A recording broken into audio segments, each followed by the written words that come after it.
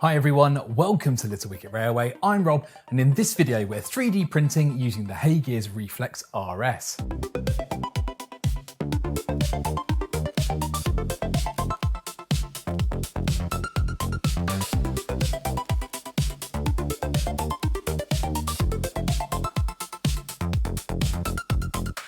This is my country goods shed diorama.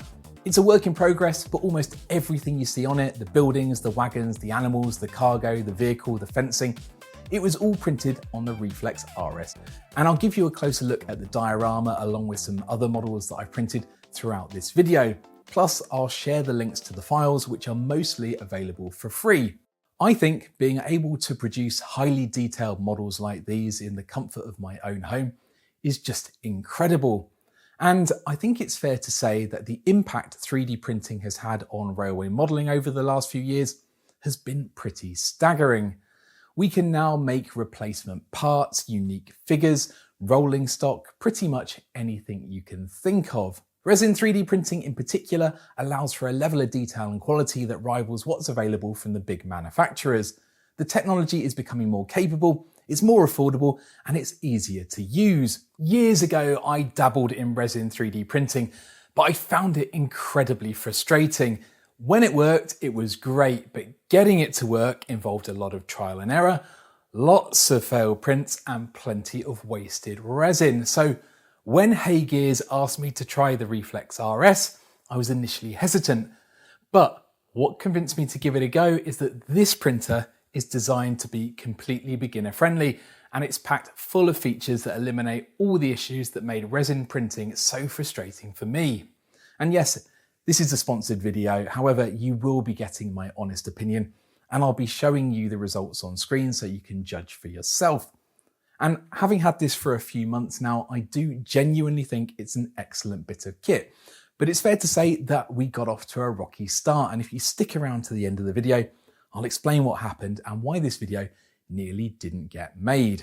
I hadn't heard of the HeyGears brand before they approached me, but they've got a decade of experience in the 3D printing field, and their Reflex series of printers is targeted towards the more serious hobbyist or even small business that wants professional grade results without the steep learning curve. Setting the printer up was pretty straightforward because it comes almost ready to go out of the box. You just need to remove the packaging and follow the step-by-step video guide to complete the installation and the calibration. Once everything's plugged in, you need to connect the printer to a Wi-Fi network to update the firmware and bind it to the HeyGears Blueprint software, which is free to download and is used to prepare the files for printing. The touchscreen display on the front talks you through the connection process, and it also provides instructions on how to get everything level. And for me, this semi-automated leveling is one of the best features because manually leveling my old printer was a nightmare. The Reflex RS bed has built-in sensors that can tell firstly if the machine is on a level surface, and secondly if the build plate is completely aligned with the bed.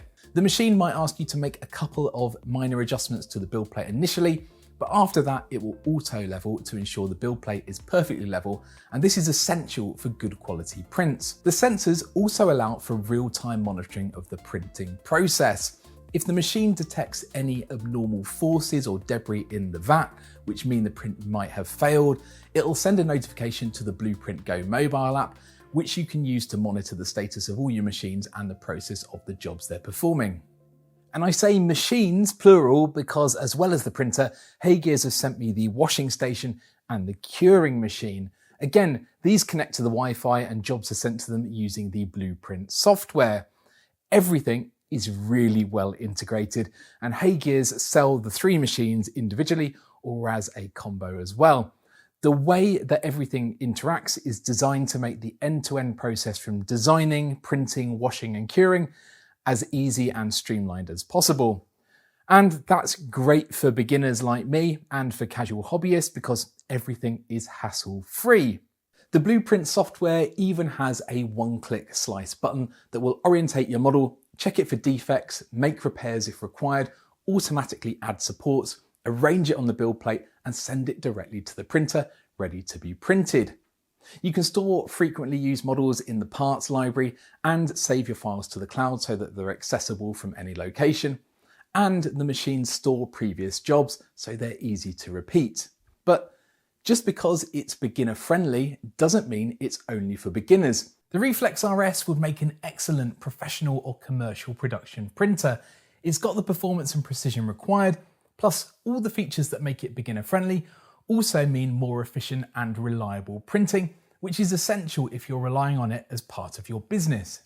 HeyGears also sent me the heated resin tank, which keeps the resin at the optimum temperature for printing. My workshop is pretty well insulated, but it still gets cold in winter, and cold resin can result in poor quality prints.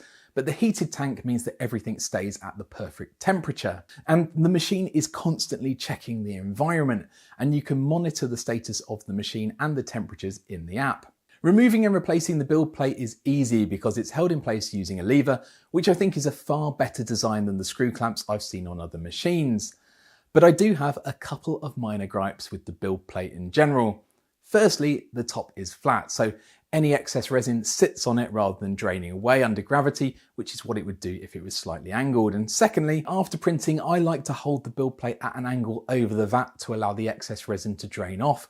HeyGears don't include a tool that allows you to do that, but there is one available that you can print yourself. HeyGears offer a range of resin types, and each one has different characteristics. Some are high strength and some are more flexible, so you can select the resin that best suits your project. They've got information on the website that tells you which resin is best for which type of model, and they've sent me a few to try. These darker coloured models were made using their more flexible resin called PAF10, which they describe as PVC-like.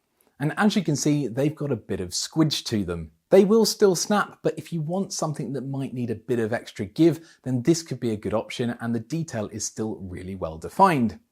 These lighter coloured pieces were made using their high precision resin called PAP10, which is a good compromise between strength, durability and detail. They're slightly more brittle but do have some bend in them. I tried printing rolling stock using both types, and I think my preference is for PAP10 for this because it holds its shape better but isn't so brittle so that it snaps when fitting wheels or clipping in tiny chains, for example. The way the resin is packaged is pretty innovative. Most of them come in these cartridges that slide into the back of the machine, and the benefit of the cartridge is that they're neater, and if you're doing a big print, then the machine will make sure the resin tray is kept topped up from the cartridge so that the print never runs out of resin. Setting up the printer for each resin type couldn't be easier. In the Blueprint software, you just select the resin you're using and the machine will automatically import the optimum settings to use to get a great print. This is another incredible feature. On my old printer, I needed to manually adjust the settings such as exposure time, retraction rates, etc. And if you got it wrong, the print might be poor quality or could fail altogether. The Blueprint software makes it really simple. You just pick the resin type and you press go. Although this simplicity does also mean some limitations. If you only ever plan to use HeyGears resin, then you'll be absolutely fine. But if you want to use resin from another manufacturer, then these aren't supported in the Blueprint software. If you really want to use third-party resin, and it's not really recommended, you'll have to guess at which profile might be best suited to the resin you're using. Basically, HeyGears want you to use their resin.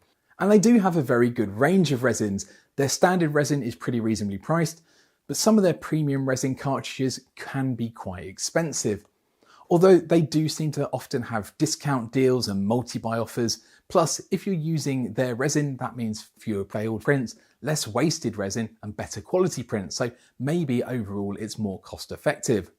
Now might be a good time to explain how resin printing works. So feel free to skip over this section if you're already familiar. Before you can print anything, the process starts with a 3D model. That could be something you've designed yourself, it could be something you've downloaded, or even an object that you scanned. The model then needs to be imported into your printing software, in this case Blueprint, and orientated so that it will print successfully. And getting that orientation right is quite important, but as I said, the Blueprint software will help you out here. Supports are then added, and these are thin structures that hold the print in place whilst it's being printed. You can do this manually, or again, you can let the software generate them automatically. The type of supports you add and the placement of them is critical. As I said, you can do this yourself, but the Blueprint software does an excellent job with its default automatic settings, although I do think it might be a little overcautious I found some of the support structures to be really quite dense in places and tricky to remove. Once that's done, the model is digitally sliced into hundreds or even thousands of ultra thin layers using the slicing software. Each layer represents one step in the build process. Now, instead of melting plastic like an FDM printer, a resin printer works with a liquid photopolymer resin. Under the resin tank is a screen that generates the shape of each layer, and a UV light is shone through it. Wherever the light hits, the resin hardens very quickly and it sticks to either the build plate if it's the first layer or to the layer above it for subsequent layers. After each exposure, the build plate lifts slightly, fresh resin flows underneath, and the next layer is cured again and again until your print is complete.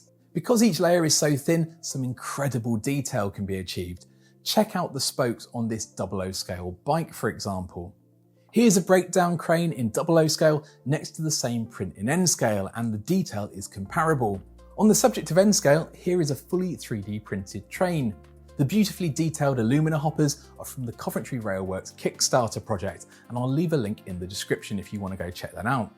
Printing is only one part of the process. Finished models are removed from the build plate and need to be washed with isopropyl alcohol, commonly known as IPA. Again, this was part of the process I used to hate, but HeyGears have made it so easy with the wash station. It comes with the 2 tubs for you to wash the models in, and they fit snugly into the machine. The blueprint software automatically selects the duration and the RPM for the model and the type of resin, so all you need to do is press the go button. The tubs are designed to be stacked and each has a valve on it so that you can drain the used IPA out of one container directly into the other without even removing the lid. I like to let my prints air out for a bit after washing to allow the IPA to evaporate before putting them in the curing machine. Again, the blueprint software will automatically calculate how long the models need to be cured for and send this information to the machine, so you just have to press go. Before you start resin printing, it's worth knowing that liquid resin is toxic in its uncured form, so a few safety precautions are essential to protect yourself and the environment. Always wear nitrile gloves when handling resin or removing prints from the vat. It can irritate skin and isn't something you want to touch directly. Eye protection is also a good idea, especially when pouring resin or using isopropyl alcohol for cleaning. Always work in a well-ventilated area or near an extractor because some resins release vapors that can cause headaches or irritation over time. And avoid breathing in resin dust if you sand or drill cured prints, so always wear a dust mask or respirator. IPA is flammable, so keep it away from open flames or heat sources, and you must dispose of waste resin properly. Never pour uncured resin down the drain because we don't want this getting into our water supply. Instead, cure it in sunlight or under UV light first, then you can safely throw it in the household waste or take it to your local waste management centre. Remember at the start of the video I said things had got off to a rocky start with this printer? Well, I received it about 4 months ago in October, and the plan was to spend a month testing it out, then put together my review, which should have been plenty of time. But when I started, I could not get a clean print off this thing. Almost every print was failing. I'm getting frustrated because this is exactly like my previous experience years ago with my old printer. Have I not set something up correctly? The app is giving me an error notification for every print saying that it thinks the print may have failed. I'm cleaning the tray, I'm filtering the resin, I'm re-leveling before each print. I tried everything and I'm pushing the video deadline back and back and back because this is taking up a lot of time. I'm also checking the forums and social media to see if anyone else is having similar issues, but I just can't find anything. And I was about to give up and send it back because I won't feature something on my channel if I don't think it's good. But as a last resort, I go to the help and feedback area in the app, and I was thinking that this will be some really unhelpful FAQs like other manufacturers have, but I should have gone here first. In here, you can direct message a team of technical experts. They respond really quickly, and they were even able to access my printer logs to see the exact error I was getting. I sent them a video, they diagnosed the issue really quickly and sent back a video showing me how to fix it. And what had happened is that during transit, a plug that connects a sensor had come slightly out of its socket. Without the sensor, which is a really important part of the force measuring and print health monitoring system, the build plate just couldn't calibrate itself. Once the plug was reseated, everything worked as it should, but just in case the plug was damaged, they also shipped me a replacement part. And I should say that the printer was incredibly well packaged when it was shipped, lots of foam, thick cardboard, etc. But when things are being shipped around the world, they're going to take a few knocks, especially given the size and weight of this thing. It's easy to see how a plug could come loose. And HeyGears may not want me to share this story, but honestly, I think it's a fantastic example of excellent customer service. It's one thing to review a product where everything goes right from the start, but it's a true test of a manufacturer to see what they do when things go wrong. I don't know many other products where you'd get the same level of personalized support that I received from the help team in the app, and I didn't get special treatment from them because I'm a reviewer. When I was searching the internet and the forums to see if anyone else had experienced the same issue, I couldn't find any reports, which suggests this is really rare, and I was just pretty unlucky. As soon as I got that first failed print with the error message, I should have just gone straight to the help desk. I could have got it fixed straight away and I'd have saved myself a lot of frustration. But overall, it's a big thumbs up from me for the HeyGears technical support and aftercare team. Once the printer was working as it should, I really fell in love with it, and I've been printing day and night. Out of the hundreds of models I've produced since the repair, I've not had a single failed print. The building for the diorama was my longest print at around 12 hours. That was printed using the 50 micrometer setting, which supposedly is more coarse, but it looks pretty smooth to me. The wagon loads and the little scenic pieces were around 4 hours per print at the highest level of detail, which is 30 micrometers layer height, but you can fit loads of items on the build plate, which is 222mm wide and 122mm deep and goes up to 228mm. A typical minifigure or a wagon body might take around 5 to 6 hours, for example, at the highest level of quality. And I appreciate the initial investment in the printer is quite a lot, and the branded resin might be more expensive than other generic brands, but it probably cost me less than £10 in resin to produce everything you can see on my diorama. To buy everything from a retailer would have cost me many times more than that. Plus I've got complete control over how many I print, what scale, and in the future, if I'm feeling ambitious, I might have a go at making my own designs. I'm going to use the diorama as a chance to practice my scenic and painting skills because I'm not very good at that sort of thing and I want to get better before starting on my layout. Hopefully this has demonstrated what can be achieved with resin 3D printing and how it's got massive potential for the model railway community. The Reflex RS really is an excellent printer. I know I had a false start with it, but the customer care from HeyGears was phenomenal, and now it's working perfectly. It's pretty incredible. And if you want more information, then I'll put a link in the video description, along with all the models that featured in the video. Special thanks to all the YouTube members and patrons for your support. It's very much appreciated. If you enjoyed this video, then please give it a like and subscribe to the channel. But that's about it for this video. Thanks for watching, and I will hopefully see you again soon.